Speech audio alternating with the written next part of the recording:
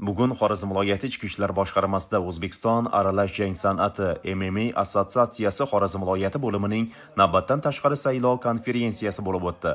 Unda Xorazm viloyati Ichki ishlar boshqarmasi boshlig'i va mas'ul xodimlari, viloyat sport boshqarmasi boshlig'i, viloyatda aralash jang san'ati bilan shug'ullanuvchi bir guruh yoshlar va ularning murabbiylari ishtirok etdilar. Dastlab viloyat sport boshqarmasi boshlig'i yig'ilish kun tartibi to'g'risida ma'lumot berib, O'zbekiston aralash jang san'ati assotsiatsiyasi Xorazm viloyati bo'limi rahbariyatiga nomzodlarni taklif etdi. Unga ko'ra, assotsiatsiyaning Xorazm viloyati bo'limi rahbari etib, Xorazm viloyati Ichki ishlar boshqarmasi boshlig'i polkovnik Abdumajid Shermuhammedov, rahbar o'rinbosarligiga esa viloyat Ichki ishlar boshqarmasi boshlig'ining birinchi o'rinbosari lavozimida xizmat qilib kelayotgan polkovnik Ilhom Tillayev saylandi. Shuningdek, rahbarning tashkiliy masalalar bo'yicha o'rinbosari, assotsiatsiya viloyat bo'limining kotibi, ijrochi direktor va bosh murabbiyligiga tavsiya etilgan nomzodlar delegatlar tomonidan bir ovozdan tasdiqlandi.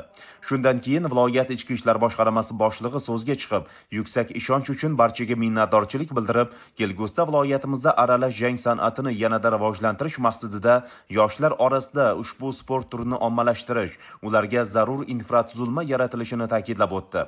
Xususan, Xorazm viloyatida aralash jang san'ati bilan shug'ullanuvchi yoshlar uchun sport maktablari, jismoniy tayyorgarlik markazlarida maxsus guruhlar faoliyati yo'lga qo'yilishi, sportchilarning mashg'ulotlarini yanada samarali tashkil etish maqsadida viloyat Ichki ishlar boshqarmasi sport majmuasida oktagon tashkil etish rejalashtirilganligi, sportchilarga ichki ishlar tizimidagi tibbiyot muassasasida bepul tibbiy ko'rikdan o'tish imkoniyati berilishi aytib o'tildi. Shu bilan birgalikda bu sport nafaqat kuch, balki iroda, sabr va intizomni talab qilishi tushuntirildi.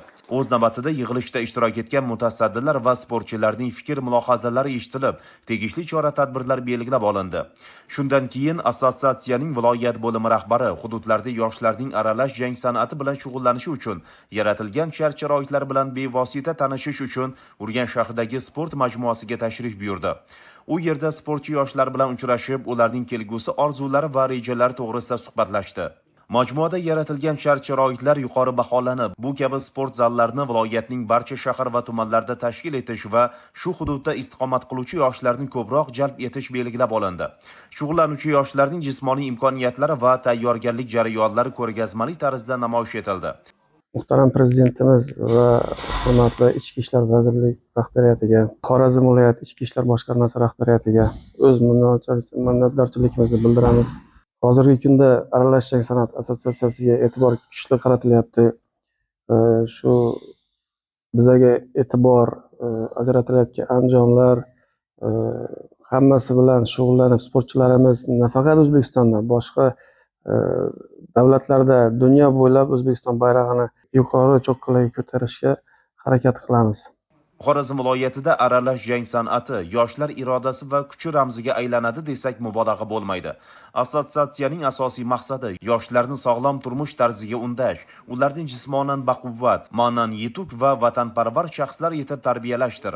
Ana shunday tashabbuslar va hamjihatlik orqali Xorazm sporti yangi marralarni zabt etishi shubhasiz. Chunki aralash jang san'ati bu faqat sport emas, bu iroda, matonat va vatanga sadoqat ramzidir.